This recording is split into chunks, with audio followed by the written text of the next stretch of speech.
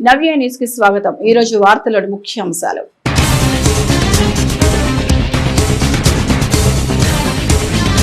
బాపట్ల చీరాల తీర ప్రాంతంలోని సైట్ కాలువ సీమౌత్ పూడ్చివేత వివాదానికి ఎట్టకేలకు చెక్। కలెక్టరేట్ లో మత్స్యకారులతో మాట్లాడిన కలెక్టర్ వెంకటమురళి, సముద్రం దగ్గరికి కలిసే ప్రాంతంలో అడ్డుగా ఉన్న రాళ్లు తొలగిస్తామని కలెక్టర్ హామీ। కలెక్టర్ హామీతో ఆందోళన విరమించిన మత్స్యకారులు।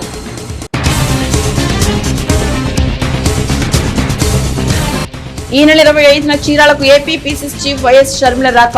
వైఎస్ షర్మిల పర్యటనను పార్టీ నేతలు కార్యకర్తలు పెద్ద ఎత్తున తరలివచ్చి జయప్రదం చేయాలని పిలుపునిచ్చిన మాజీ ఎమ్మెల్యే ఆమంచి కృష్ణమోహన్।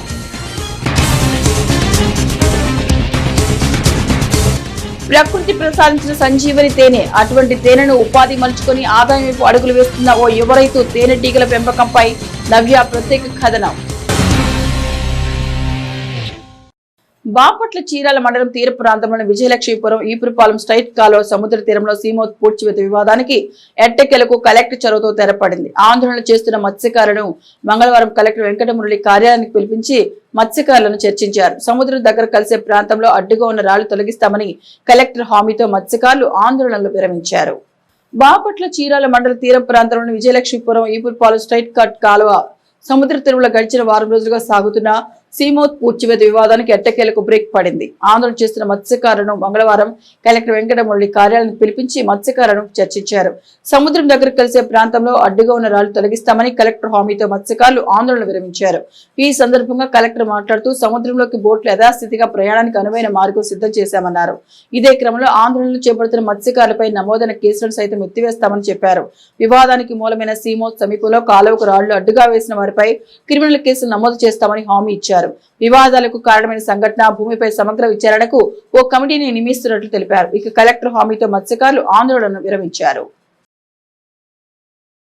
అడవిపల్లిపాలెంలో ఉన్నటువంటి మత్స్యకారులు వాళ్లకు సంబంధించినటువంటి ఈపురపాలెం స్ట్రైట్ కట్ అని ఏదైతే డ్రైనేజ్ ఉంటుందో దాని ద్వారా వాళ్ళ పడవలు వేటకు సముద్రంలోకి వెళ్ళడానికి రాకపోకలు కొనసాగిస్తారు। అయితే మరి ఇటీవల ఫిషింగ్ బ్యాన్ పీరియడ్ లో నుంచి బయటికి ఎప్పుడైతే ఫిషింగ్ బ్యాన్ పీరియడ్ నుంచి వాళ్ళకి వేటకు వెళ్ళడానికి అనుమతి వచ్చిందో ఆ అనుమతి వచ్చిన వెంటనే మరి అక్కడ ఒక రైతు అసైన్ ల్యాండ్ ఉన్నటువంటి రైతు ఆయన రాళ్లు పెద్ద పెద్ద బౌల్డర్స్ కొండరాళ్లన్నీ తీసుకొని వచ్చి వీళ్ళకి సీ మౌత్ లోకి వెళ్ళడానికి ఆటంకం కలిగే విధంగా ఆ రాళ్లని వేయడం ద్వారా వీళ్ళ పడవలు డ్యామేజ్ జరిగిపోతాయని చెప్పి నష్టపోతామని చెప్పి వాళ్ళు చాలా ఇబ్బంది పడి 4-5 రోజుల నుంచి వాళ్ళు వాళ్ళ యొక్క నిరసన కూడా తెలియచేస్తా ఉన్నారు। మరి ఈ విషయం మీద ఈ రోజు నేను వాళ్ళందరినీ కూడా కబురు చేసి పిలిపించుకొని సుదీర్ఘంగా చాలాసేపు వాళ్ళతో మాట్లాడినప్పుడు వాళ్ళ విషయాలన్నీ కూడా మనకు అర్థమైనప్పుడు వాళ్ళ విషయాలన్నింటినీ సానుకూలంగా నేను ఎస్పీ గారు మా డిఎస్పీ గారు ఆర్డీఓ మా డిఆర్ఓ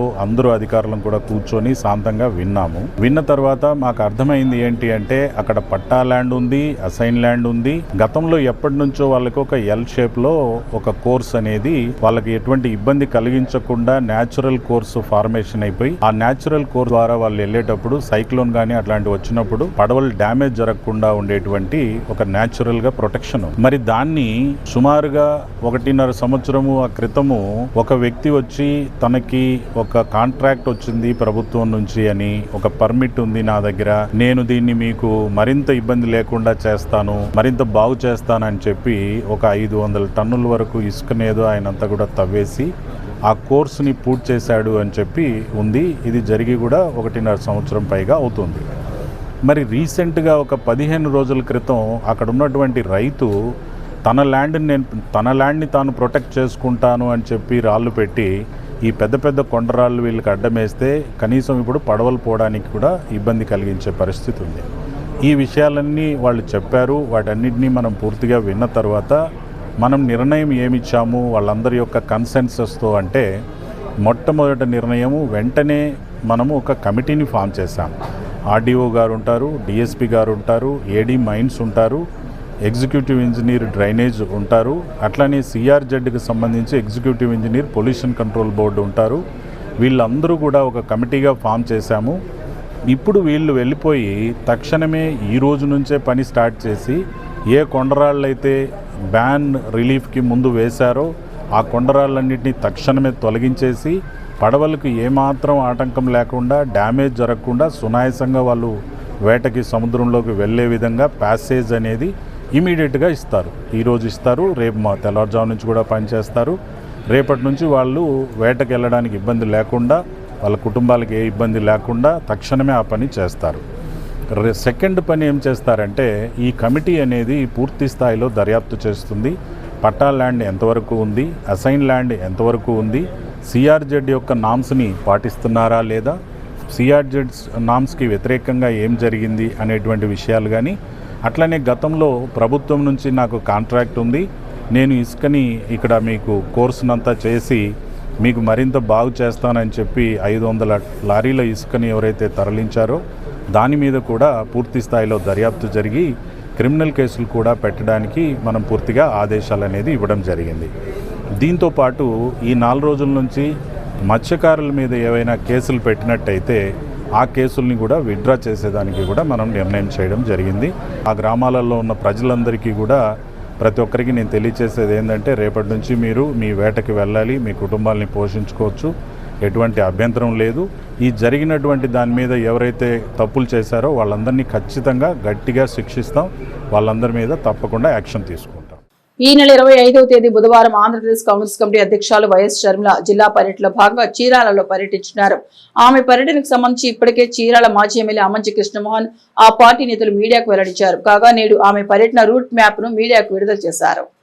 ఈ నెల 25వ తేదీన బాపట్ల జిల్లాలో ఆంధ్రప్రదేశ్ కాంగ్రెస్ కమిటీ అధ్యక్షులు వైఎస్ షర్మిల పర్యటించినట్లు ఆ పార్టీ సీనియర్ నేత చీరాల మాజీ ఎమ్మెల్యే అమ్మంచి కృష్ణమోహన్ తెలిపారు. నేడు ఏపీ కాంగ్రెస్ కమిటీ అధ్యక్షులు వైఎస్ షర్మిల చీరాల పర్యటనకు సంబంధించిన రూట్ మ్యాప్ ను విడుదల చేశారు. బుధవారం 8 గంటలకు ఏపీ కాంగ్రెస్ కమిటీ అధ్యక్షులు వైఎస్ షర్మిల చీరాలకు చేరుకున్నట్టు తెలిపారు.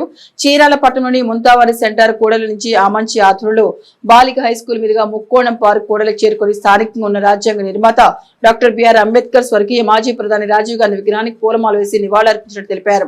అనంతరం అక్కడి నుంచి గడియార స్తంభం కూడలిలోని దివంగత నేత మాజీ ముఖ్యమంత్రి వైఎస్ రాజశేఖర రెడ్డి విగ్రహానికి నివాళులర్పించామన్నారు. అక్కడి నుంచి పేరాల కూరగాయల మార్కెట్ మీదుగా ర్యాలీగా స్థానిక పద్మశాలి కళ్యాణ మండపం నిర్వహించే పార్టీ శ్రేణుల విస్తృత స్థాయి సమావేశానికి హాజరు కానున్నట్టు తెలిపారు. చీరాల నియోజకవర్గ ప్రజానికానికి నమస్కారాలు. ఈ నెల 25వ తేదీన మన రాష్ట్ర పిసిసి అధ్యక్షురాలు శ్రీమతి షర్మిల గారు మన చీరాల నియోజకవర్గానికి ఇచ్చేస్తున్నారు. రాష్ట్ర వ్యాప్తంగా జిల్లాల పర్యటనలో భాగంగా మన బాపట్ల జిల్లాకు సంబంధించినటువంటి పార్టీ పరిస్థితుల్ని సమీక్షించడానికి మన చీరాల నియోజకవర్గంలో 25వ తేదీన 9 గంటలకు మన పద్మశాలి కళ్యాణ మండపంలో, అంటే మన బస్టాండ్ పక్కన ఉన్నటువంటి పోలీస్ క్వార్టర్స్ పక్కన ఉన్నటువంటి కళ్యాణ మండపంలో ఈ సమీక్షా సమావేశం జరుగుతుంది. వారి ఆధ్వర్యంలో ఈ కార్యక్రమానికి కాంగ్రెస్ పార్టీ తరపున ఉన్నటువంటి ముఖ్యమైనటువంటి నాయకులు, కార్యకర్తలు, నాకు సన్నిహితంగా ఉండేటటువంటి ప్రతి ఒక్కరు కూడా పార్టిసిపేట్ చేసి ఈ ప్రాంతం అలానే రాష్ట్రంలో ఉన్నటువంటి పరిస్థితులన్నింటిని కూడా కూలంకుషంగా చర్చించి ఆ కార్యక్రమాన్ని విజయవంతంగా జరిగేదానికి సహకరిస్తారని చెప్పి మనస్ఫూర్తిగా చీరాల నియోజకవర్గ ప్రజానికాన్ని అందరినీ కోరుకుంటూ, ఖచ్చితంగా షర్మిల గారి కార్యక్రమాన్ని విజయవంతం చేయాలని చెప్పి మనస్ఫూర్తిగా కోరుకుంటూ సెలవు తీసుకుంటాం. ప్రకృతి ప్రసాదించిన వరం తేనె మానవాళికి హాని కలిగించే ఎన్నో రోగాలకు తేనె ఒక సంజీవులా పనిచేస్తోంది. అందుకే ప్రపంచవ్యాప్తంగా దీని వాడకం పెరగడంతో మంచి గిరాకీ ఏర్పడింది. దీంతో వ్యాపార సరళిలో తేనెటీగల పెంపకం ఊపందుకుంది. ఈ క్రమంలోనే గుంటూరు జిల్లా పొన్నూరు చెందిన రైతు ప్రకృతి సిద్ధమైన తేనెటీగలు పెంచి కొత్త రకం దిగుబడి సాధించి ఆదాయం వైపు అడుగులు వేస్తున్నారు. ఇంతకీ ఆ రైతు ఎవరు, ఎన్ని సంవత్సరాలుగా తేనె సేకరిస్తున్నారు, అసలు తేనెటీగల పెంపకం ఎలా ఉంటుంది, తేనె ఎలా సేకరించాలి, లాభాలు ఎలా ఉంటాయి వంటి పూర్తి వివరాలు అన్ని తెలియాలంటే ఖచ్చితంగా ఈ స్టోరీ చూడాల్సిందే.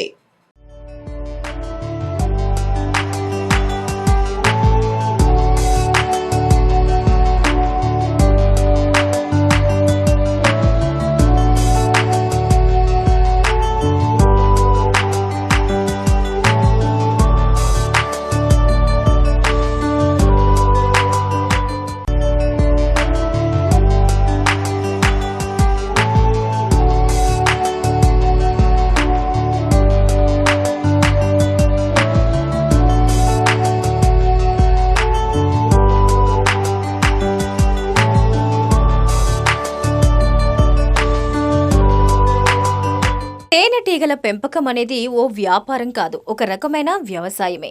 ఓ క్రమ పద్ధతిలో తేనెటీగలను పెంచి అవి అందించే తేనెతో వ్యాపారం చేయటం అంటే చెప్పినంత ఈజీ కాదు.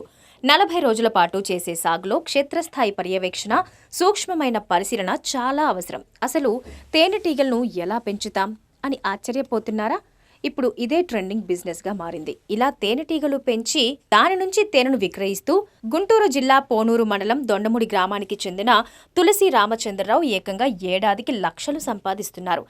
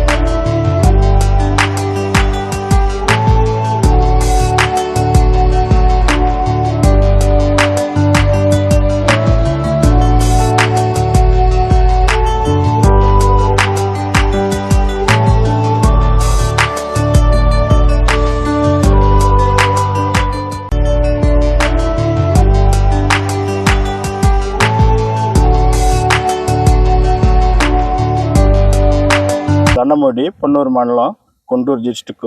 నాకు మా ఫాదర్ 40 years నుంచి చేస్తున్నాడు. నాకు 45 years వచ్చింది. మా తానగారు కాలం చేశారు.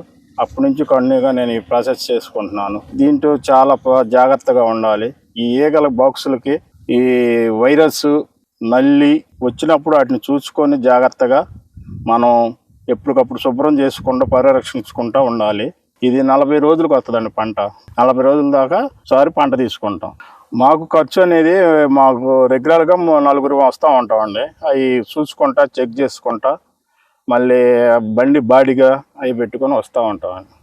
ఈగలు భద్ర పూతల మీదకి వెళ్ళి వచ్చి అవి హనీ పెడుతున్నాయా, ఎగ్లేషన్ పెట్టుకుంటున్నాయా లేవా అని చెక్ చేసుకుంటూ ఉంటాం. ఎప్పటికప్పుడు రాణి లేని దానికి మనం రాణిని ఏర్పాటు చేసుకుంటూ ఉంటాం. ఈగలు కొన్ని అధిక వర్షాల వల్ల దెబ్బతింటూ ఉంటాయి. వర్షాలకు మందు కొట్టేటప్పుడు కూడా దెబ్బతింటూ ఉంటాయి. అప్పుడు మేము జార్ఖండ్ నుంచి బాక్స్ వచ్చి 5 నుంచి 6 ఏళ్ళు దాకా ఉన్నాయి. అప్పుడు మన అమౌంట్ని బట్టి మనకు తగ్గట్టు తెచ్చుకుంటూ ఉంటాం. సాధారణంగా తేనెటీగలు పూలలోని మకరందాన్ని తేనెగా మార్చుతాయి.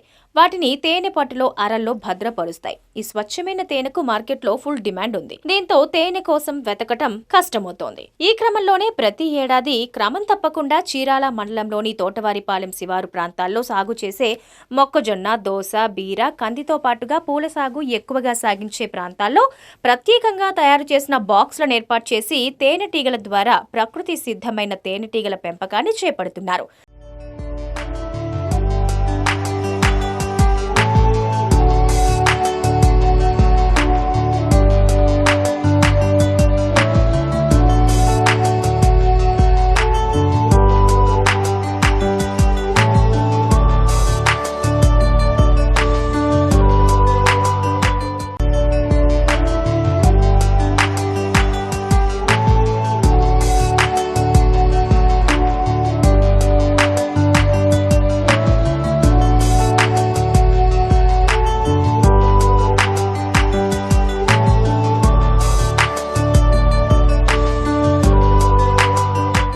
మాకు 150 బాక్సులు ఉన్నాయండి. బాక్స్కి వచ్చి 4 కేజీల కాడి నుంచి 5 కేజీలు వస్తూ ఉంటాయి. 150 × 5 క్వింటాల దాకా వస్తూ ఉంటుందండి. ఈ హనీ మనం వచ్చి షాపులకు వేసుకుంటాం, రిటైల్గా అమ్ముకుంటూ ఉంటాం. దీని రేటు 4 నుంచి 500 దాకా ఉంది మార్కెట్.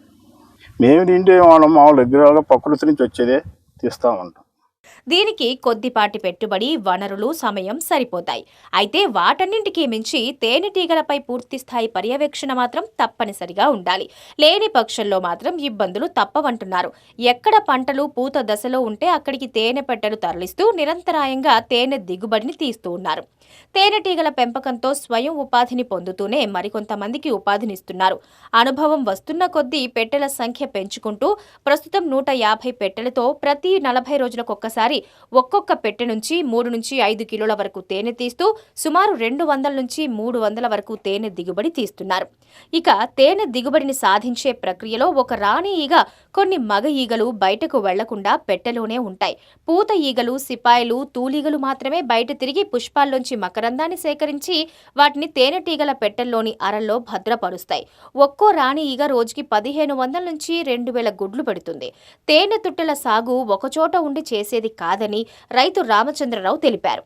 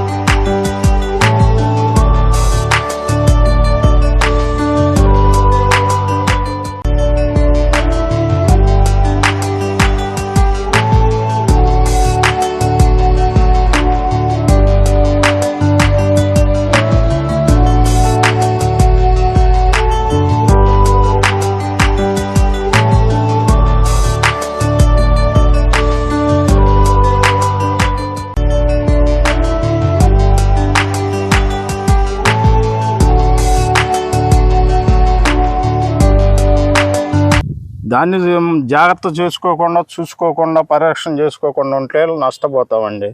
మనం ఎప్పటికప్పుడు దాంట్లో అనుభవం ఉండాలి. మనం పెట్టామా 40 రోజులు వచ్చిదిలో తీసుకోవచ్చు అనుకుంటే అది నష్టమే తప్ప ఉపయోగం ఉండదు. రెగ్యులర్గా వాటి మనం కంటిన్యూగా చూసుకుంటా, చిన్నపిల్లల్ని ఎలా చూసుకుంటామో అలా చూసుకుంటూ ఉండాలండి. వాటికి ఒక సంకేతం ఉంటుందండి. రాణి లోన ఎగ్లేషన్ పెట్టుకుంటుంది, పోతేగలు ఉంటాయి, పోతేగలతో పాటు కూలీగలు ఉంటాయి, కూలీగలతో పాటు సిపాయి ఈగలు ఉంటాయి. కొన్ని అన్ని గేటు కాడ ఉంటాయి, కొన్ని ఈగలు అక్కడ ఉండేవి.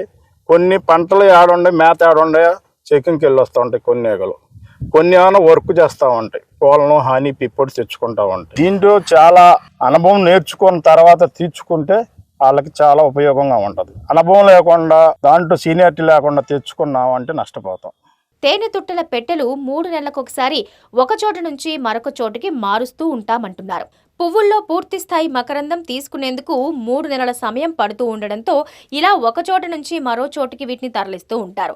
తేనెటీగల సాగులో ఇదే ఒక్క పెద్ద సవాల్ని చెబుతున్నారు. ఇన్ని దశలను తట్టుకుని పూర్తి స్థాయిలో పర్యవేక్షిస్తేనే ఆదాయం చేకూరుతుందంటున్నారు. మొత్తంగా విజయవంతమైన తేనెటీగల పెంపకం ద్వారా ఆదాయం సమకూర్చుకుంటూ మరికొందరికి ఉపాధి కల్పిస్తూ అనేక మందికి ప్రేరణగా నిలుస్తున్న రైతు తులసి రామచంద్రరావు తేనెటీగల పెంపక ప్రయాణం చాలా మందికి ఆదర్శప్రాయంగా నిలుస్తుంది అనటంలో ఎలాంటి సందేహం లేదు కదా మరి.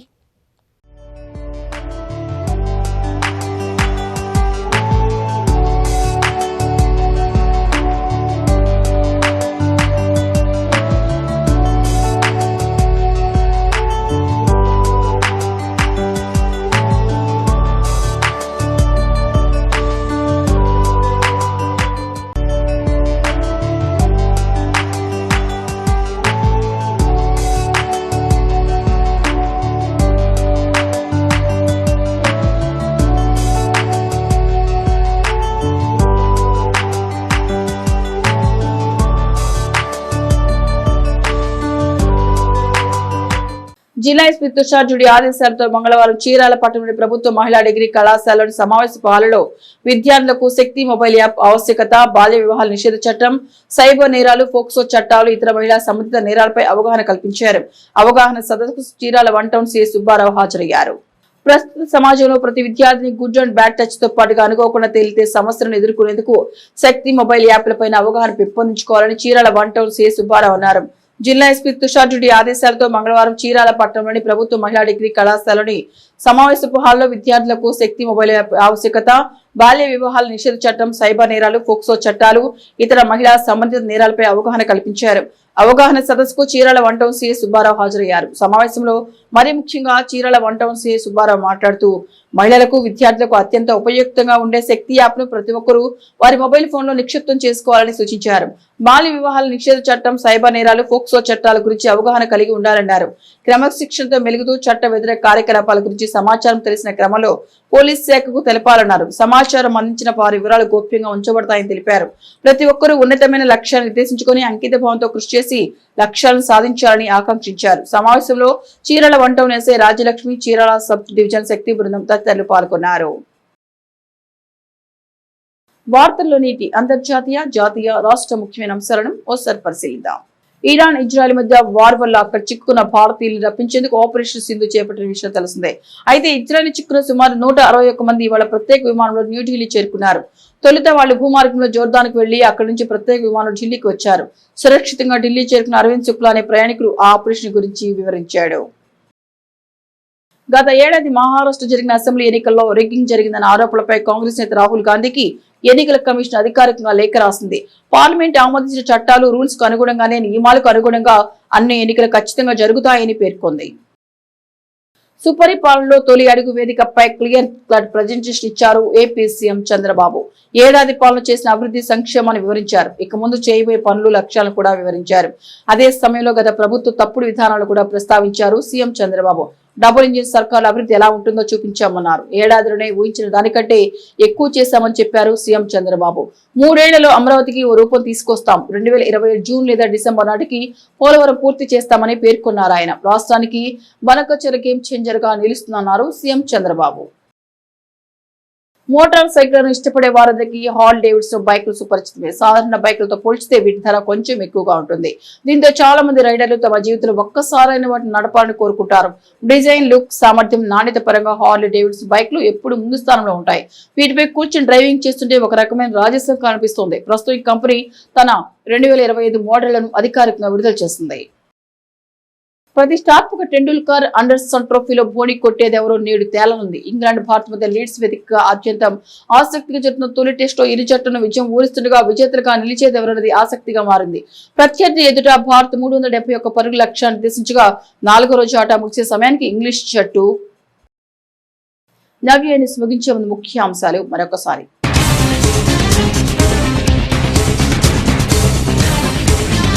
బాపట్ల చీరాల తీర ప్రాంతంలోని సైట్ కాలువ సీమౌత్ పూడ్చివేత వివాదానికి ఎట్టకేలకు చెక్. కలెక్టరేట్ లో మత్స్యకారులతో మాట్లాడిన కలెక్టర్ వెంకటమురళి, సముద్రం దగ్గరికి కలిసే ప్రాంతంలో అడ్డుగా ఉన్న రాళ్లు తొలగిస్తామని కలెక్టర్ హామీ. కలెక్టర్ హామీతో ఆందోళన విరమించిన మత్స్యకారులు.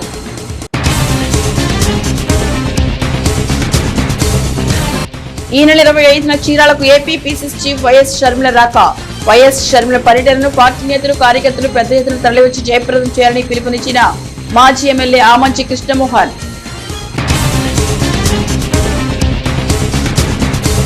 ప్రకృతి ప్రసాదించిన సంజీవని తేనె. అటువంటి తేనెను ఉపాధి మలుచుకొని ఆదాయం వైపు అడుగులు వేస్తున్న ఓ యువ రైతు తేనెటీగల పెంపకంపై నవ్య ప్రత్యేక కథనం.